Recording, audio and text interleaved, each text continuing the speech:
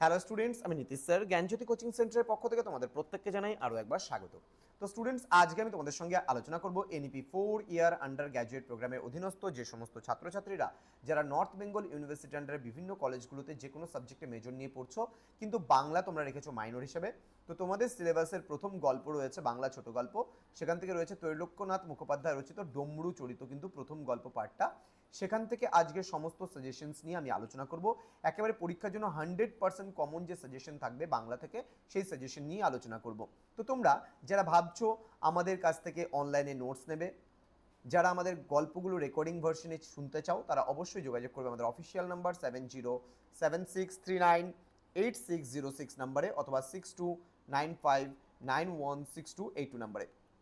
তোমাদের total course fee রয়েছে তোমাদের এই সাধ্যের মধ্যে শুধুমাত্র 1199 রুপিসের বিনিময়ে তোমরা পুরো কোর্সটা পেতে পারো, 4টা মেজর প্লাস একটা মাইনরের পেপার।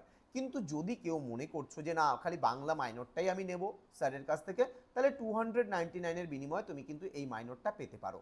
তো দেরি না করে যোগাযোগ করবে আমাদের অফিসিয়াল নাম্বারে, এবং যারা এখনও চ্যানেলটিকে সাবস্ক্রাইব করোনি, বাকি গল্পগুলো সাজেশন পেতে হলে অবশ্যই চ্যানেলটিকে সাবস্ক্রাইব করে পাশে থাকা বেল আইকন অল প্রেস করে রাখুন।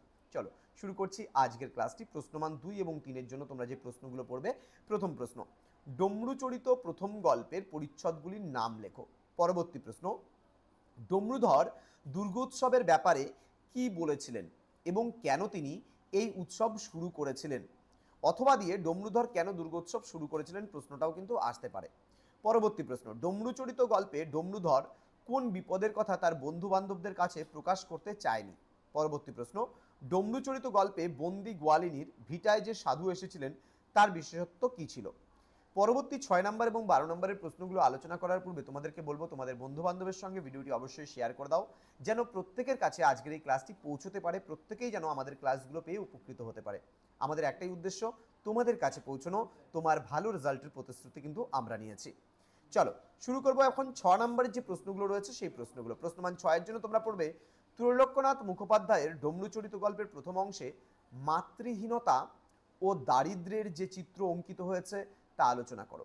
পরবর্তী প্রশ্ন, ত্রৈলোক্যনাথ মুখোপাধ্যায়ের ডমরুচরিত গল্পের প্রথম অংশে ডমরুধরের শিক্ষালাভের প্রতি অনীহার কারণগুলি বিশ্লেষণ করো।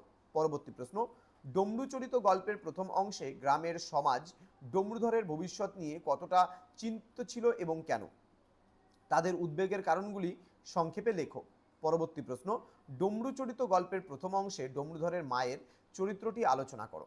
পরবর্তী প্রশ্ন, ডমরুচরিত গল্পে গ্রামের পণ্ডিত মশাইয়ের শিক্ষাদান পদ্ধতি এবং ছাত্রদের প্রতি তার মনোভাব কেমন ছিল? এটা প্রতি হবে, হ্যাঁ, ছাত্রদের প্রতি তার মনোভাব কেমন ছিল? পরবর্তী প্রশ্ন, ডমরুচরিত গল্পের প্রথম অংশে প্রতিফলিত গ্রামীণ কুসংস্কার এবং অন্ধবিশ্বাসগুলি আলোচনা করো। পরবর্তী প্রশ্নে আমরা চলে যাব প্রশ্নমান 12-র জন্য যেগুলো প্রশ্ন তোমরা পড়বে। প্রথম প্রশ্ন, ডমরুচরিত গল্পটি হাস্যরসাত্মক গল্প হিসেবে কতখানি সার্থক কাহিনী অবলম্বনে তা আলোচনা করো। পরবর্তী প্রশ্ন, ত্রৈলোক্যনাথ মুখোপাধ্যায়ের ডমরুচরিত গল্পের নামকরণের সার্থকতা আলোচনা করো। পরবর্তী প্রশ্ন, ডমরুচরিত গল্পের প্রথম অংশে ডমরুধরের চরিত্রটি কিভাবে বিকশিত হয়েছে তা আলোচনা করো। পরবর্তী প্রশ্ন, ত্রৈলোক্যনাথ মুখোপাধ্যায়ের ডমরুচরিত গল্পের প্রথম অংশ অবলম্বনে তৎকালীন গ্রামীণ সমাজের অর্থসামাজিক চিত্র বিশ্লেষণ করো। তো এই ছিল আজকের ক্লাস। মোস্ট ইম্পর্টেন্ট 100% কমন সাজেশনসগুলো আজকে তোমাদের সঙ্গে আলোচনা করলাম। যারা জ্ঞানজ্যোতি কোচিং সেন্টার অফিসিয়াল ইউটিউব চ্যানেলটিকে এখনও সাবস্ক্রাইব করোনি, তারা অবশ্যই চ্যানেলটিকে সাবস্ক্রাইব করে পাশে থাকা বেল আইকন অল প্রেস করো।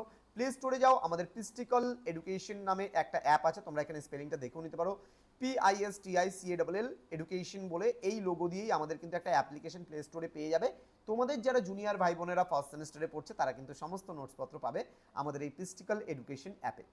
দেখা হচ্ছে আরও একটা নতুন ভিডিও নিয়ে তোমাদের সঙ্গে। তোমরা প্রত্যেকেই ভালো থেকো, সুস্থ থেকো। Thank you so much, thanks for watching after all, thank you.